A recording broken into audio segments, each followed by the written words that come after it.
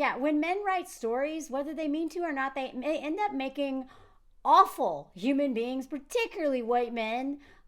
We just feel bad for them no matter what crazy stuff they do. And then we end up hating the victims for some reason. So, yeah, I kind of have a problem with a show that does the exact same thing with one of the most delicate topics, that women who have been victims of so much violence from men could have so much better written, or at least assisted men in telling these stories. But they get it wrong when they don't. So it's not just, this about little children unaliving girls. I'm talking about all of it. All of it, right? Like, this is nothing new. And even though this was a show that's different than The Sopranos, they did the same approach. Oh, poor Jamie and his dad. Again, all of these shows do it. Okay, before I get into this, I'm going to read this comment before I get into just how much they do this stuff, whether they mean to or not. This comment says, very valid criticism of men writing stories and they can't help it to center themselves. My sister's boyfriend watched this show and felt such strong empathy for Jamie, he was actually rooting for him not to be found guilty.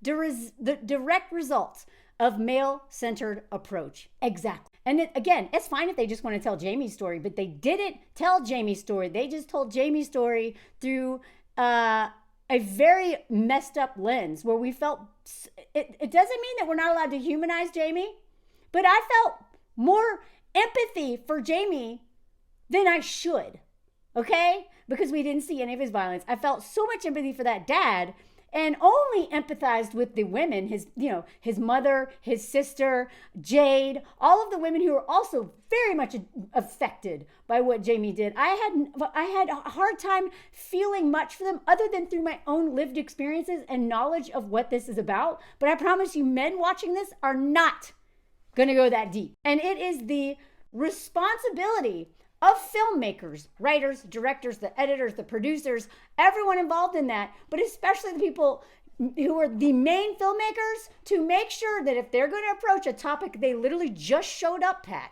don't know anything about incel, did not even know the word incel when they started making this, which blows my mind. I can't imagine just being like, I wonder why it happens. Let's make a show about these two girls getting, and then a woman says, look up incel.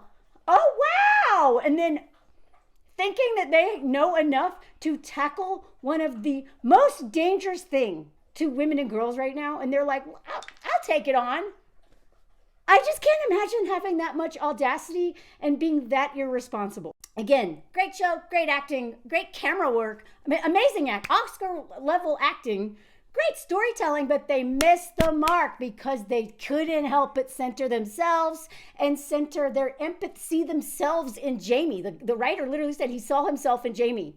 Great, but your inability to see, to humanize all the other people who are impacted by this kid's brutality is the problem. And so we've got people out there sympathizing. Again, he's a child, sure. Was he preyed on by an industry that makes money off of selling hatred of women to kids? Sure, but that kid grew up in a violent household. Dad never hit him, probably, allegedly, but that dad was emotionally abusive. And that's another conversation, but that dad is terrifying. I empathize with him. Listen, I had a dad just like it. I know what it's like to live in a household where you walk on eggshells, even if they never lay a hand on you. They absolutely impact your life by you doing everything to make sure that man doesn't blow up. Because the threat of violence is enough to completely change a way a child looks at the world. Jamie learned that from his dad. This is a dad crisis just as much as a, lonely boy crisis. A dad inability to humanize women, a dad inability to deal with his own trauma, a dad just escape, which is honestly what most men's problem is anyway, is escapism rather than facing really hard truths about themselves. And also letting go of power and domination over women. Until they're ready to do that, I'm not sure what to do here. All we can do is withhold our labor from them as much as possible so that they have nowhere else to go but to change or die, which is another reason why women need to be writing and directing films. Because again, this is literally one of the only This is the only like mob movie I've ever seen that gives a crap about the women. Go watch this film, Jennifer Esposito. Then you can see the difference between when a man makes a film and a woman. Watch The Sopranos? Well, you probably already have. But she got so screwed by the industry with this film. Go watch this, okay? Then you'll understand how different it is when women with lived experiences and also education and understanding of patriarchal violence, when they get to tell the story, it's much different. But let's just talk about this guy, okay?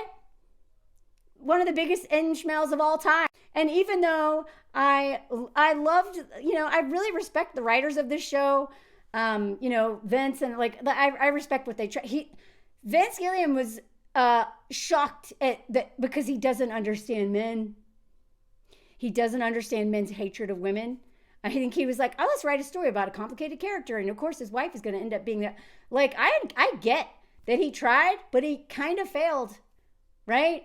Because he's not necessarily responsible for the entire reaction to this. But when you are framing a man who is a little inchmale, this man is awful. Okay? He is a rapist.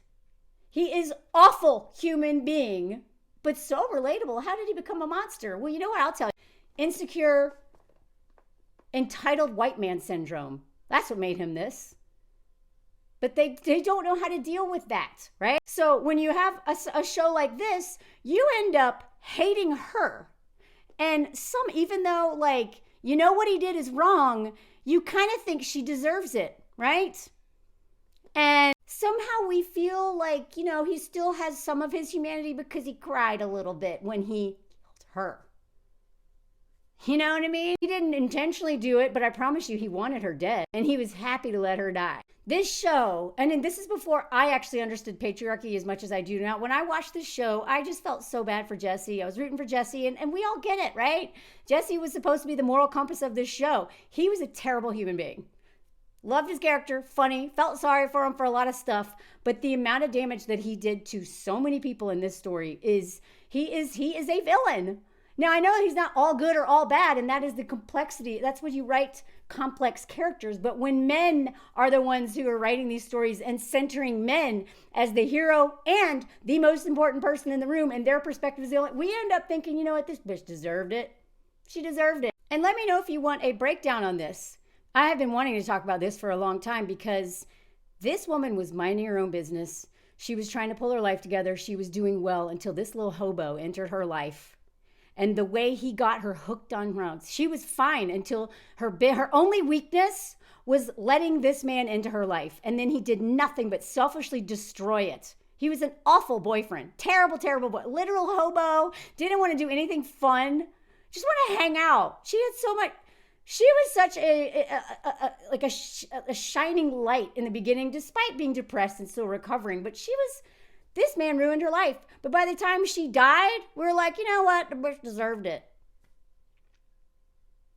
I'm a woman, and I thought that. And I hated myself for thinking that, but that is in the writing and the framing. This man knew exactly that she was trying to stay sober. And what did he do? He purposely sabotaged her sobriety so he could have somebody to do drugs with. I am telling you, men will pull you down. I mean, this dude is a mess. And because he entered her life, he ruined her life and traumatized her whole family. But we feel bad for him. Oh, poor Wayne. Poor little turn. And I've been seeing this crap since I was a kid. I did a mini breakdown. This is called Urban Cowboy. My dad showed me this when I was a child. Do you know what an impression this made on me? I thought this was a love story. This is a horror story. Sissy, who is such a shining bright light. She's smart. She's funny. She hooks up with this loser, another hobo. She's an independent woman. She wants to ride that bull. And he doesn't want her riding the bull because he knows she'll be better than him. Anyway, they get married. He's awful to her. He expects her to be his cook, his maid. So they end up breaking up. She gets up with this. That guy beats her up. So she goes back to him. And he's like, okay, fine, you can ride the bull. I don't want to ride the bull. I want you. This is the most pathetic love story I've ever seen. And I wanted these two to be together. Why? Because they centered this selfish hobo prick who is abusive. This too. We feel sorry for this guy. Oh, it was such a quirky character. He got her killed. Okay, I covered this like 2 years ago. Maybe I should do it again. This guy was a hobo living off of the money of all these women. He put her in danger. The most horrific death possible. It was all his fault. Oh, but he's just a funny, cute guy. This man is self-pitying guy who did no sacrifices for his family. What, you paid check? His whole origin story is getting rejected by this woman, and that justifies all his violence. You know how many messed up ideas I have around just being a woman, and also about men and just the world in general, because men have been writing so many stories for a long time where I thought this was cute, okay? I thought this was a great story as a child. When literal, like, are telling so many of the stories. I thought this couple was couples goals. I gotta revisit this couple because she didn't even like this dude, okay? He's a homosexual. Wants to move in with. All she did was nag him. And because Carrie is so dense, she was like, yeah, but it's okay. And she basically is convinced that maybe she should stop nagging him because no one wants to fork mommy. When really the problem is that no woman wants to fork her son. Who cares if he wants to fork mommy? Because I promise you, all these men want to fork mommy. All these men, they want a mom and a, unpaid mag worker and all that. They have no problem in their mind forking mommy, okay? But we have a hard time forking our sons. Not all women. Some of y'all are more extra than you realize. But like, I thought this was a great couple. I was rooting for them. Blech. This man who thought it'd be fun to have a baby. And then dog trapped her. And then baby trapped her. And then the whole time she thinks that she threw him away. Girl, he ruined your life. Let me know if you want another breakdown of that man, because there is not enough hate in the world that I have for that man. Like, I could move mountains with how much I hate Steve. He is literally one of the worst boyfriends of all time. I actually want to get back to this before I wrap up here. And let me know if you want a breakdown of some more Breaking Bad stuff. Because what they did, and I don't think it was intentional. I really think I think supposedly they tried to do better with Better Call Saul, and they did on some level, but still, like, when men are centered, awful men are centered in stories. I mean, whatever. I'm so tired of watching stories about terrible men, okay? And if you're going to write those stories, I want it to be centered on the people suffering from those men so that we feel empathy for them. Because the way that men will keep putting stories out here about where we end up, whether we want to or not, empathizing with awful human beings who do so much. But he has a little bit of humanity. I mean, he kind of cried when, Jesse's girlfriend died. This man is awful. Unbelievably violent, okay? Unbelievably violent. I am the danger. A little inchmel who couldn't handle rejection like 20 years ago, and all of his decisions in life were based on being like, fuck you for rejecting me. His little sidekick also ruined the life of a mother. Like, again, the amount of, again, let me know if you want the Jesse breakdown, because I can do it. This is going to take me some time. Please follow my Patreon, by the way, if you want, like, to support me so that I actually have time to do stuff like this, because that's what's paying the bills. Thank you, Patreon people. Thank you, Patreon people. You're why I'm here. Paying the bill. This dude offering mothers who are sober drugs. But okay. Oh, he got away at the end. Yay. But it wasn't until 2 years ago when someone said in my comments, yeah, Walter tried to grip Skylar in the first season. And I was like, wait, I don't remember that. This man, Walter, I rooted for him, even though I kind of hated him. I rooted for probably because he reminds me of my dad. And that, like, self-pitying, always the victim of everything, like, whatever, like, angry man deep down, but, like, whatever. I rooted for this man for, what was that, 5 seasons? Even though he tried to his wife in the, like, episode 3 or 4. Violently grip his wife in episode 3 or 4, and I kept rooting for him. Do you see how much I've been indoctrinated? Now I freaking hate the dude. Look at this. I don't know how many times she had to say, hold up, stop it, stop. Ow! Stop it. She's pregnant too. She is pregnant and has a green face mask on. He's like, now's the time to go. Look at this. This is a horror movie, okay? Horror scene. Horror scene. And then afterwards, she's disgusted, but doesn't leave him.